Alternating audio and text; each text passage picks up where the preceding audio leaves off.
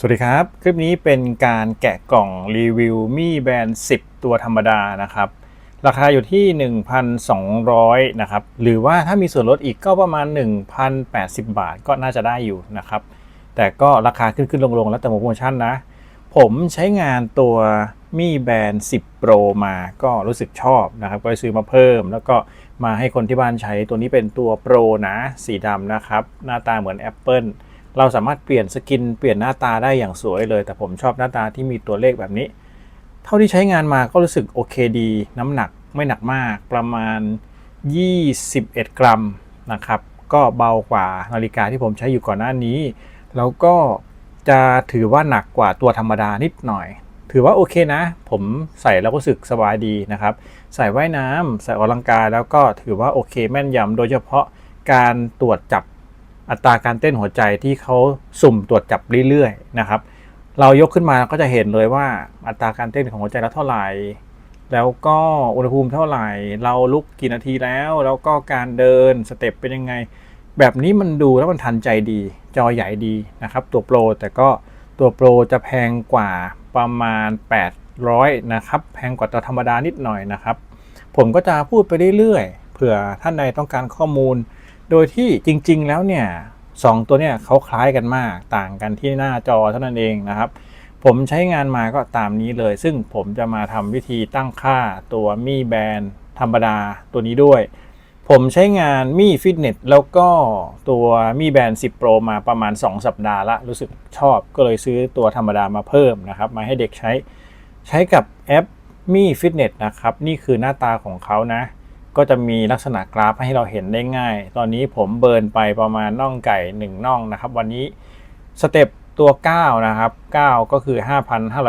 5,590 แล้วก็การเคลื่อนไหวเฉลี่ยแคลอรี่ที่เบิร์นได้นะครับการพักเบรกการนอนนี่คือการนอนของผมรู้สึกว่าทำงานเยอะแล้วนอนไม่ค่อยดีเท่าไหร่แต่ก็ถือว่าพอใช้นะครับอัตราการเต้นหัวใจทั้งวันก็ประมาณนี้นะครับเราสามารถดูแนวโน้มได้เวลาเราเดินมันก็จะพุ่งขึ้นไป112อย่างที่เห็นเนี่ยครับ112ตอนนอนก็คือประมาณ50นะครับแล้วนั่งเฉยๆก็ประมาณ50 60 70แถวๆนี้มีการเดินนะครับอันนี้คือทั้งวันคุ้มครับตัวโปรก็คุ้มตัวธรรมดาก็คุ้มซึ่งในแอปก็จะโชว์เหมือนกันแต่ว่าหน้าตาบนตัวแบรนด์ก็จะต่างกันนะครับแล้วแต่เวอร์ชั่นอย่างตรงนี้มี heart rate เฉลี่ยนะครับมีช่วงอัตราการเต้นหัวใจนี่คือในส่วนของการเต้นของหัวใจนะครับแล้วก็มีออกซิเจนเขาสุ่มวัดให้เราด้วยแต่ก็ไม่ค่อยมีความผิดปกติไม่ค่อยต่ำกว่า90นะครับ94นี่ก็ถือว่าต่ำแล้วนะครับปกติจะอยู่ที่98นะครับแล้วก็ในส่วนของความเครียดตอนนอนเขาก็จะผ่อนคลายระหว่างวันจะเป็นสีเขียวนะครับสีเขียวอ่อนไม่ค่อยมีปานกลางผมไม่เคยมีปานกลางเลยนะครับนี่ก็เป็นส่วนหนึ่งที่เขาโชว์ได้น้ำหนักเราต้องคีย์เองความดันโลหิตต้องวัดเองคีย์เองน้ำตาลในเลือดตรงนี้ต้องใช้เครื่องวัดเองคีย์เองนะครับพละกำลังอันนี้เกิดจากการสรุปผลของการออกกำลังกายนะครับนี่คือของเขาทำได้นะครับแล้วก็การออกกำลังกายถ้าคุณมีการใช้นาฬิกาตัวนี้จับอยู่ก็จะมีการบันทึกพวกนี้นะครับในแอปผมโชว์ให้ดูแอปก่อนในแอปที่ผมใช้อยู่ซิงค์ข้อมูลเขาก็จะดึงข้อมูลมาทันทีนะครับแล้วก็การแจ้งเตือนนะครับแจ้งเตือนได้นะครับนี่ทั้งหมดเลยแล้วก็ในส่วนของการแจ้งเตือนการโทรแจ้งเตือนแอปต่างๆเราสามารถที่จะเลือกหรือไม่เลือกก็ได้นะครับแนะนำว่าตั้งให้เขาหลับนะครับกลางคืนไม่ควรจะมาปลุกเราประมาณ4 ทุ่มถึง7 โมงเช้าเป็นโหมดห้ามแจ้งเตือนเหมือนในมือถือนะครับเราสามารถเปิดตั้งค่าที่นาฬิกาได้ผมก็คงต้องเปิดทั้ง2เครื่องผมเปิดไปแล้วแหละนะครับถ้าเกิดว่าตอนนี้ของผมขึ้นถึงเที่ยงคืนเนี่ยเขาจะโชว์ตรงนี้เป็นรูปพระจันทร์ก็คือจะไม่มีการแจ้งเตือนไม่มีการสั่นที่ตัวนาฬิกานะครับเราสามารถตั้งได้นะตอนนี้ผมเลือกบางแอปให้มีการแจ้งเตือนเช่น LINE นะครับโทรศัพท์ประมาณนี้นะครับสายเรียกเข้าก็จะมีการสั่นที่ตัวนาฬิกาเลือกหรือไม่เลือกก็ได้อันนี้แหละคุณชอบเลยคุณต้องเข้ามาดูทุกเมนูนะครับเพื่อให้ครบถ้วนเนี่ยแนะนำว่าดูไปเรื่อยๆทุกเมนูอย่างเช่นอันนี้เนี่ยอัตราการเต้นของหัวใจคุณจะเลือกเปิดปิดอะไรก็ได้แบบผมก็ได้นะครับ เดี๋ยวผมพาตั้งนาฬิกาตัวมี่แบนด์10ธรรมดาตัวนี้นะครับออกซิเจนในเลือดจะมีการแจ้งเตือนไหมเดี๋ยวเรามาตั้งกันนะครับอื่นๆขอข้ามไปเลยละกันเดี๋ยวเรามาตั้งในนี้กันนะครับถัดมาเรื่องความปลอดภัยเรื่องการเชื่อมต่อเรื่องการตั้งค่าอะไรพวกนี้ก็ผมตั้งไปหมดแล้วแหละนะครับนี่คือตัวที่ผมใช้อยู่จริงเป็นตัวมี่แบนด์10 Pro นะครับตัวนี้การตั้งค่าก็ประมาณนี้ผมจะเชื่อมต่อตรงเนี้ยกับ iPad นะครับเดี๋ยวจะทำคลิปนี้ให้ยาวๆให้ครบถ้วนสามารถทำตามได้เลยนะครับตัวนี้มาพร้อมกล่องสีขาวสวยนะครับผมซื้อตัวสีชมพูมาเป็นXiaomi Smart Band 10นะครับด้านข้างตัวนี้กันน้ำ5 ATM นะครับแล้วก็ตัวนี้ก็จะบอกว่ามีสปอร์ตโหมดอยู่150บวกก็คือเขาก็จะมีพวกว่ายน้ำพวกวิ่งอะไรพวกนี้เยอะแยะมากมายเลือกเอานะครับตอนใส่ก็เลือกก่อนเล่นได้เลยแล้วก็มอนิเตอร์การนอนสุขภาพนะครับแล้วก็สามารถที่จะเลือกหน้าจอได้หลายแบบเลือกความสวยได้เลยนะครับนี่คือข้อมูลเป็น Xiaomi สารสข้อมูลอัจฉริยะนะครับผู้นำเข้าผู้จัดจำหน่ายนะครับแล้วก็ข้อมูลตรงนี้เป็นข้อมูลภาษาอังกฤษนะครับฝั่งทางนี้ก็จะเป็นจอ 1.72 นิ้วเป็น AMOLED นะครับหน้าจอแคบแล้วก็เป็น Metallic Frame นะครับแล้วก็ตัวนี้ก็จะมีแบตเตอรี่ที่ใช้ได้ยาวนาน21 วันตามที่สเปคเขาบอกนะครับแล้วก็สามารถที่จะสั่นได้ด้วยนะครับมีลิเนียร์มอเตอร์ที่เขาเขียนเอาไว้เราสามารถใช้งานได้ง่ายมากมีผมชอบความคุ้มค่าถือว่าสุดๆเลยไม่ได้แพงด้วยนะครับตัวนี้มาแบบนี้เลยนะดึงออกมาก็ประกอบมาให้แล้วนะครับด้านในก็จะมีส่วนอื่นๆอยู่นิดหน่อยนะครับเนี่ยหมดแล้วผมก็ขอวางไว้แบบนี้เลยก็แล้วกันนะครับมีเอกสารอันนี้ไม่ต้องดูก็ได้ครับผมไม่ค่อยดูเท่าไหร่มีสายชาร์จครับอันนี้คือหมดแล้วสายชาร์จเป็นสายชาร์จยาวประมาณ50 เซน USB-A แล้วก็มีสายตัวนี้เป็นขั้วแม่เหล็กนะครับเหมือนกันเป๊ะเลยสามารถใช้ได้กันได้นะครับแล้วก็จะอยู่แบบนี้เวลาชาร์จเนี่ยก็สามารถที่จะเข้าแบบนี้ได้เลยนะครับเข้าอยู่ข้างล่างกดแปะเข้าไปได้เลยใช้ร่วมกันได้นะครับเข้ามือขวาเนี่ยถือสายชาร์จมือขวาแปะเข้าไปแบบนี้ได้เลยเขาก็จะแน่นอยู่แบบนี้นะครับใช้ง่ายผมค่อนข้างชอบสายแม่เหล็กมาดูตัวแบรนด์เลยครับตัวนี้ก็มาในซองอย่างสวยเลยสีชมพูอ่อนนะครับนุ่มๆค่อนข้างสวยมาพร้อมกับสติกเกอร์ติดหน้าจอนี่นะครับก็จะเป็นแบบนี้เลยเนี่ยเขาปิดอยู่นะเราต้องเริ่มใช้งานด้วยการชาร์จ1 ครั้งเป็นการเปิดนะครับขั้นตอนการเริ่มต้นใช้งานMi Band 10ก็เสียบชาร์จนะครับเปิดสวิตช์มาแบบนี้เลยจากนั้นก็เอาMi Bandมานะครับจับแบบนี้นะแล้วก็ชาร์จนี่จับสายชาร์จด้านขวาชาร์จแบบนี้นะครับแล้วก็เปิดเนี่ยสักพักหนึ่งเดี๋ยวเขาก็จะบูตขึ้นมาเขาบูตขึ้นมาแล้วพอบูตขึ้นมาก็จะเริ่มชาร์จแบตเตอรี่อยู่ที่ 72% เวลา default นะครับในการเลือกตั้งค่าก็เลือกภาษาตามที่คุณชอบผมเลือกภาษาไทยมาตั้งแต่ต้นนะกดไทยเลยนะครับเขาก็บอกว่าให้สแกนโดยแอป Mi Fitness นะครับผมก็จะเชื่อมต่อกับ iPad นะครับ Mi Fitness บน iPad นี่เลย Mi Fitness นะครับตัวนี้ก็กดดาวน์โหลดแล้วก็เปิดนะครับหลังจากที่เข้ามาMi Fitness แล้วก็เลือกภูมิภาคเป็นไทยนะครับแล้วก็กดถัดไปครับตอนนี้ก็เข้ามาในแอปแล้วนะครับเราสามารถเข้ามาดูอุปกรณ์ได้แต่เขาก็จะให้ล็อกอินก่อนนะครับฉะนั้นเราจะต้องสมัครให้เรียบร้อยก่อนแล้วเข้าสู่ระบบนะครับสามารถใส่เบอร์โทรหรืออีเมลก็ได้นะครับหลังจากที่ผมสมัครด้วยอีเมลแล้วก็ยืนยันโค้ดที่ส่งไปทางอีเมลแล้วนะครับเราจะสามารถเข้ามาที่ตรงนี้ได้นะครับแล้วก็มาดูโปรไฟล์ตั้งข้อมูลโปรไฟล์นะครับข้อมูลโปรไฟล์ก็มี ข้อมูลอื่นๆที่เราสามารถตั้งค่าได้ทั่วไปนะครับอันนี้ก็ขออนุญาตข้ามผมจะกลับมาที่อุปกรณ์นะครับตอนนี้เราก็สามารถที่จะสแกน QR code ตัวนี้ได้แล้วนะครับก็ให้กดเครื่องหมายบวกแล้วก็เพิ่มอุปกรณ์นะครับตัวนี้เลยจากนั้นอนุญาตแล้วก็เปิดครับตอนนี้เปิดบลูทูธก่อนนะครับหลังจากเปิดบลูทูธเสร็จแล้วนะครับก็กลับมาที่แอปมีฟิตเนสนะครับจากนั้นก็เขาจะค้นหาอยู่นะครับตอนนี้สังเกตดูค้นหาแล้วเขาบอกว่าเจอแล้วนี่ตรงนี้กดเลยถ้ากดได้เขาก็จะขึ้นเพราะว่าเขาเปิดบลูทูธเชื่อมกันอยู่นะครับที่แบรนด์จะให้กดเชื่อมต่อกดทีหนึ่งยืนยันบนอุปกรณ์ iPad แล้วก็อนุญาตให้คุยกันนี่ครับเชื่อมต่อแล้วนะครับอย่างที่เห็นแล้วก็อนุญาตระหว่างใช้งานแอปตัวนี้เป็นโลเคชันนะครับโอเคตอนนี้ก็เชื่อมต่อแล้วนะครับกดทำต่อหน้าจอมันจะค่อนข้างใหญ่นิดนึงจริงๆไม่ยากเลยนะครับทำต่อไปเรื่อยๆดำเนินการต่อนะครับรายชื่อก็เลือกรายชื่อไหมเลือกรายชื่อก็ได้ครับจริง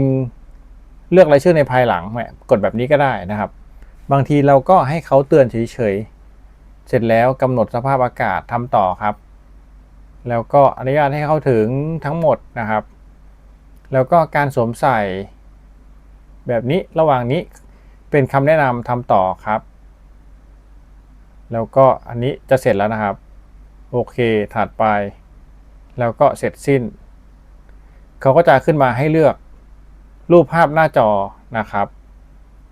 แล้วก็จะมีบังคับให้อัปเดตเขาบอกว่ามีเวอร์ชั่นใหม่จะอัปเดตหรือเปล่านะครับเราก็รายละเอียดโอเคตามนี้อัปเดตเลยครับการตั้งค่าในครั้งแรกก็อัปเดตเลยก็ได้ไม่เป็นไรผมตั้งค่ามีแบนด์10 Pro ก็อัปเดตตั้งแต่ครั้งแรกเลยแบบนี้เลยครับการอัปเดตก็ถือว่าค่อนข้างเร็วครับประมาณ3 นาทีไม่เกิน5 นาทีนะครับตอนนี้ก็ถือว่าพร้อมรับทราบนะครับเขาก็พยายามที่จะคุยกันนี่นะครับกำลังอัปเดตอยู่รอเข้าบูตแป๊บหนึ่งนะครับตอนนี้ก็กำลังอัปเดตที่ตัวแบรนด์นะครับเมื่อสักครู่เป็นการ transfer ไฟล์แบรนด์ก็จะต้องรีบูต1 ครั้งนะครับปล่อยให้เขาอัปเดตไประหว่างที่ตัวมีแบรนด์เขาอัปเดตอยู่ก็จะไม่สามารถเชื่อมต่อได้ iPad ก็เชื่อมต่อไม่ได้นะครับจะเห็นเป็นการเชื่อมต่อไม่ได้แบบนี้อย่างที่เห็นในจอนะให้รอนะครับรอจนกว่าเขาจะอัปเดตเสร็จตอนนี้ก็ 97% แล้วนะครับแป๊บเดียวพอเสร็จแล้วมีแบรนด์ก็จะรีบูต1 ครั้งนะครับ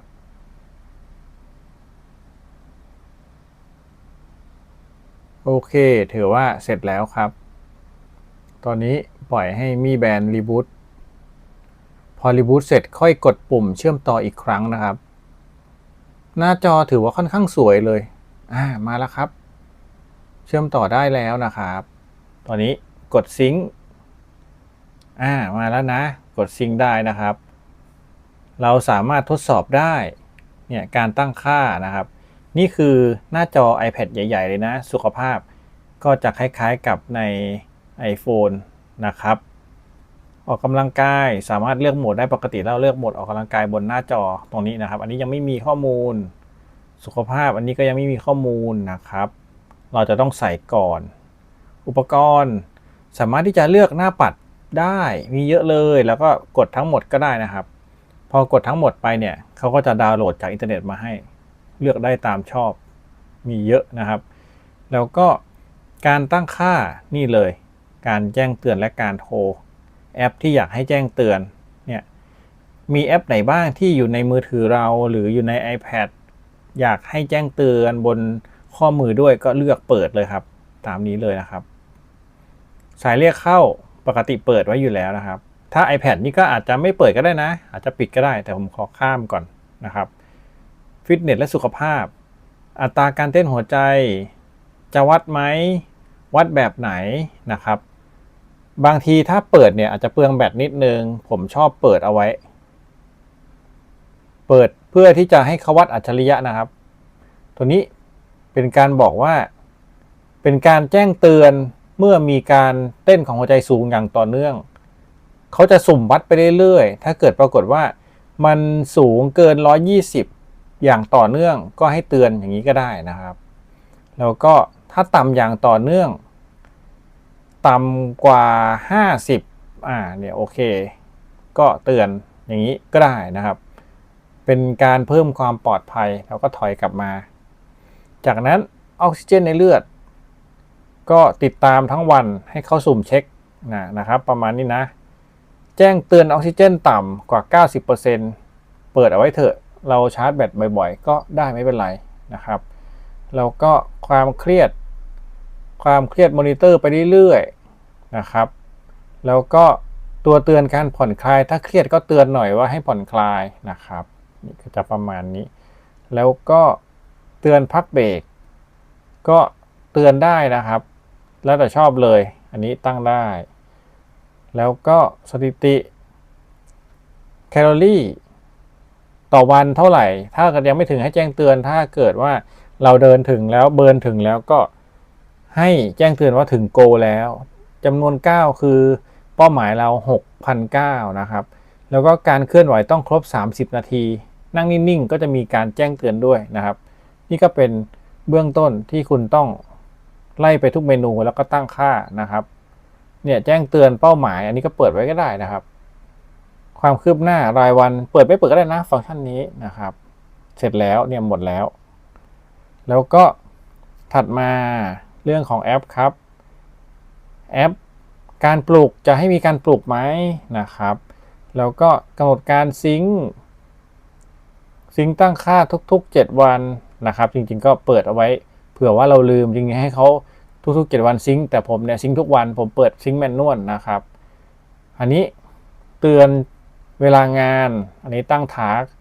อากาศนะครับเฉพาะอากาศก็เขาก็ตั้งเอาไว้อยู่แล้วหน่วยเป็นเซลเซียสนะครับแล้วก็ที่ตั้งก็ตามที่เราอยู่ตามมือถือเรานะครับจากนั้นนาฬิกาโลกอันนี้จะเพิ่มไม่เพิ่มก็ได้นะครับถัดมาตั้งค่าระบบครับตั้งค่าระบบก็การเรียงแอปในหน้าแรกก็ได้แล้วก็การสั่นเนี่ยตั้งได้หมดเลยมีการเรียกเข้าให้สั่นแบบไหนลองสัมผัสดูนะครับแล้วก็เลือกตามชอบอันนี้สั่งแบบค่าเริ่มต้นสั่งแบบลาเต้สั่งแบบกล่องของเล่นมันคือตืดอะไรประมาณนี้ครับอันนี้คือลักษณะการสั่นถ้าเป็นสั่นเป็นค่าเริ่มต้นก็สั่นแบบมาตรฐานนะครับหรือคุณจะเลือกการสั่นเองก็ได้นะผมให้เป็นค่าเริ่มต้นทั้งหมดเลยนะครับแล้วก็ถัดมาการค้นหาอุปกรณ์ทดสอบการสั่นถ้าคุณกดตรงเนี้ยจะสั่นที่ตัวแบนนะครับกดหยุดที่แบนตรงเนี้ยกดหยุดได้เลยเห็นไหมครับแตะสัมผัสที่หน้าจอได้เลยนะครับโอเคแล้วถัดไปแนะนำว่าควรจะไล่ดูการตั้งค่าทุกเมนูนะครับถัดมาความปลอดภัยพินจะล็อกหน้าจอด้วยหรือเปล่าล็อกไม่ล็อกก็ได้นะครับผมก็ไม่เป็นไรไม่ล็อกถัดมาเวอร์ชั่นศูนย์ช่วยเหลือแล้วก็เกี่ยวกับอุปกรณ์รุ่นข้อมูลอุปกรณ์เราก็ตามนี้ครับแล้วก็เชื่อมต่อโทรศัพท์ใหม่ยกเลิกจับคู่อันนี้ไม่ต้องครับอันนี้เป็นการเคลียร์ข้อมูลนะครับหมดแล้วเหลือแค่การใช้งานครับนี่สามารถที่จะสวมใส่ได้ง่ายนะครับสวยผมรู้สึกว่าค่อนข้างชอบสำหรับคนที่ข้อมือเล็กหรือชอบน้ำหนักเบาเนี่ยตัวนี้เลยนะครับเวลาสวมใส่ผมก็ชอบใส่แขนซ้ายมือซ้ายนี่จากนั้นก็ใส่เข้าไปท่านี้เลยครับใส่โดยการใส่เหมือนนาฬิกาปกตินี่แหละนะครับแล้วก็เอาอันเนี้ยมาไว้ด้านในแล้วผมก็เอาตรงเนี้ยไว้ด้านนอกนะครับสามารถที่จะแปะแบบนี้ได้เลยนี่นะครับเขาก็จะอยู่ท่านี้สวยอันนี้สำหรับผู้หญิงนะสีชมพูสวยมากนะครับแล้วเวลาใส่ก็สามารถที่จะกดให้เขาวัดค่าได้แล้วแต่เราชอบเราเลือกนะครับประมาณนี้เลยสามารถกดตัวนี้เป็นการใช้งานโหมดออกกำลังกายนะครับคุณสามารถเลื่อนแล้วก็เลือกใช้งานได้เลื่อนลงมาก็จะเห็นเป็นข้อความที่เขาแจ้งเตือนผ่านมือถือฝั่งทางนี้จะเป็นฟังก์ชันที่สามารถเรียกใช้งานได้นะครับ ไฟฉายค้นหาโทรศัพท์ตั้งค่าฝั่งทางนี้จะเป็นฟังก์ชันอื่นๆนะครับสามารถที่จะเช็คการเต้นของหัวใจได้พอเลื่อนตรงนี้ก็สามารถที่จะกดให้เขาเช็คได้นี่ครับกดแตะที่หนึ่งเขาก็จะวัดอัตราการเต้นหัวใจตอนนี้เลยนะครับอยู่นิ่งๆสักพักหนึ่งนี่นะครับ75นะครับแล้วพอเรากดซิงค์ในนี้เขาก็จะขึ้นเลยนะครับ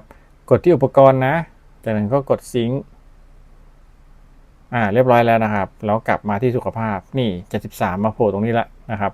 ตอนนี้เลยการใช้งานก็ง่ายมากทั้ง2แบบใช้งานได้ดีทั้งคู่จะเป็นหน้าจอเล็กกับใหญ่นะครับหน้าจอใหญ่จะใช้งานได้ง่ายกว่ามีข้อมูลให้ดูชัดเจนกว่านะครับอย่างเช่นการแจ้งเตือนก็ขึ้นมาแบบนี้แจ้งเตือนปุ๊บก็จะมี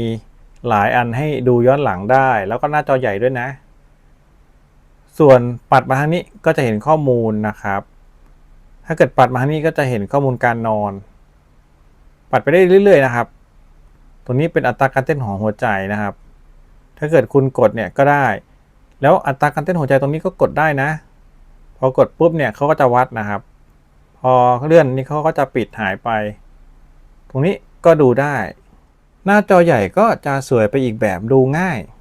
สบายตานะครับแต่ถ้าตัวเล็กเนี่ยที่เป็นหน้าจอเล็กๆก็จะต้องเหนื่อยนิดนึงเวลาที่จะดูก็คือเลื่อนดูการแจ้งเตือนแล้วก็ปัดไปทางนี้จะมีเมนูให้ใช้งานก่อนอื่นก็เข้ามาตั้งค่าตัวMi Bandก่อนนะครับตัวทางขวานะสามารถที่จะเปิด DND Do Not Disturb ได้นะครับเปิดแบบนี้เลยก็จะเปิดกี่โมงถึงกี่โมงนะครับกำหนดเองบอกว่าห้ามเตือนจนถึงเริ่มตั้งแต่กี่โมงเริ่มตั้งแต่3 ทุ่มนะครับไปจนถึงสิ้นสุดตอน8 โมงก็คือไม่เตือนนะครับเอาเป็น7 โมงแล้วกันแต่ถ้าหลังจาก7 โมงแล้วให้เตือนนะครับอันนี้ก็เป็น8ก็ได้กำลังดูสวยนะครับนี่นะประมาณนี้นะครับเราจะเลือกใช้กำหนดเองตั้งแต่เวลานี้ถึงเวลานี้ห้ามแจ้งเตือนนะครับเราก็กลับมาดูเนี่ยตอนนี้เข้าโหมด Do Not Disturb อยู่นะครับค้นหาโทรศัพท์เขาจะดังที่ตัวอุปกรณ์เรานะครับไฟฉายจะเป็นหน้าจอขาวตั้งค่าตรงนี้ห้ามลืมนะการตั้งค่าโหมดการวิ่งนะครับเขาก็จะมีลักษณะโหมดการวิ่งว่าใช้งานที่ไหนนะครับแล้วก็หน้าจอหลักจอแสดงแบนนะครับตัวนี้อันนี้ก็กดหน้าจอค้างไว้เมื่อเปิดเครื่องแล้วก็จอแสดงผลแบนตัวนี้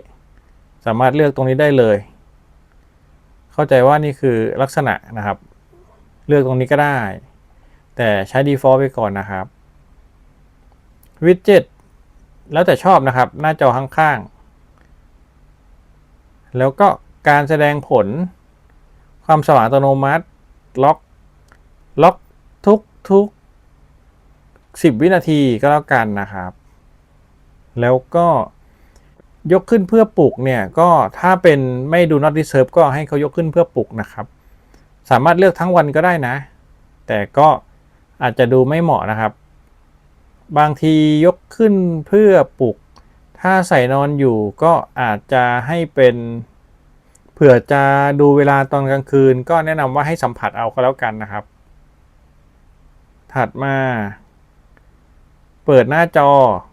ให้เปิดหน้าจอเอาไว้5 นาทีโอเคแล้วถัดจากนั้นก็คือปิดหน้าจอไป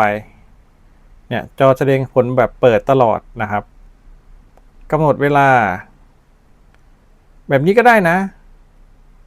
หรือจะแบบสมาร์ทก็ได้นะครับก็โอเคนี่คือจอแบบเปิดตลอดเขาอาจจะกินแบตนิดนึงแต่ไม่มากหรอกครับมีบังเพื่อพักหน้าจอก็ได้นะครับความแตกต่างของตัวนี้ก็คืออย่างเช่นตัวทางซ้ายเนี่ยที่เป็น Xiaomi Band 10 Pro ผมจะสามารถทำให้หน้าจอติดตลอดแบบนี้ได้นะครับแต่ถ้าเราแตะเนี่ยมันจะเป็นแบบนี้ก็จะเห็นหน้าจอที่ชัดขึ้นเป็นการประหยัดไฟ ประหยัดแบตนะครับก็สามารถที่จะใช้งานได้นี่แบบนี้เลยนะครับตัวทางซ้ายก็สวยน้ำหนักเยอะนิดหน่อยแต่ใส่ดีอ่านค่าง่ายตัวทางขวานี่ก็ผมซื้อมาเพิ่มก็เล็กๆดีสวยดีนะครับแล้วแต่คนชอบนะมี3สีนะครับตัวนี้ออกเป็นสีทองชมพูสวยมากแล้วแต่ความชอบของแต่ละคนเลยนะครับใช้งานได้ดีการตั้งค่าก็ง่ายใส่ออกกำลังกายก็บันทึกได้ดีนะครับตัวเซ็นเซอร์อยู่ด้านล่างตรงนี้เซ็นเซอร์เขาก็จะต่างกันนิดหน่อยถ้าเทียบความแม่นยำเนี่ยตัวโปรแม่นยำกว่านะครับลักษณะการวางเซ็นเซอร์ก็จะมีทั้งหมด4ช่องนะครับส่วนตัวธรรมดามีทั้งหมด3ช่องซึ่งก็โอเคแบบไหนก็ได้นะครับขอแค่เก็บค่าได้บันทึกได้ซิงค์ได้นะครับผมก็เอาวิธีการตั้งค่ามาแนะนำมาให้ดูแล้วก็เอามาเล่าให้ฟังท่านใดที่กำลังมองหาแล้วก็อยากได้ข้อมูลว่าจะเป็นตัวโปรดีหรือตัวธรรมดาดีถ้าเกิดคุณต้องการจอใหญ่แล้วอ่านค่าง่ายก็ตัวโปรเถอะครับแต่อาจจะหนักนิดหน่อยนะมันดูเหมือนใส่นาฬิกา2แขนนะครับแต่ถ้าเกิดว่าคุณเลือกตัวธรรมดามันก็เล็กๆหน่อยใส่สบายแล้วก็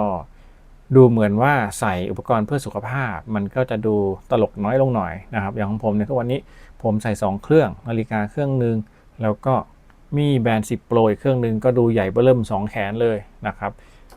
ตัวทางขวาก็เป็นทางเลือกที่ดูสวยดูสะอาดสะอ้านดูเล็กๆสบายตานะครับแต่ละตัวก็จะมีวัตถุประสงค์คนละแบบนะครับแบบเล็กๆนี่ผมใช้มาตั้งแต่มีแบรนด์3มีแบรนด์4นะครับแล้วก็ข้ามมามีแบรนด์10 Pro เลยตัวนี้ก็รู้สึกว่ามันเล็กไปในความรู้สึกส่วนตัวนะก็เลยขยับไปเป็นตัวโปรตัวนี้นะครับก็ใช้งานอยู่ใช้ดีใช้เวียดนามก็ได้นะครับตัวโปรจะอยู่ที่ 1,800 เท่าที่เห็นราคาในตลาดนะครับตัวธรรมดาจะอยู่ที่ 1,100 นิดๆนะก็ถือว่าโอเคอยู่นะครับใช้งานได้ดีไม่ผิดหวังนะครับก็เอามาให้ชมประมาณนี้ถ้ามีคำถามคอมเมนต์เอาไว้ได้เดี๋ยวผมทดสอบแล้วมาตอบเพิ่มให้นะครับขอบคุณที่รับชมครับสวัสดีครับ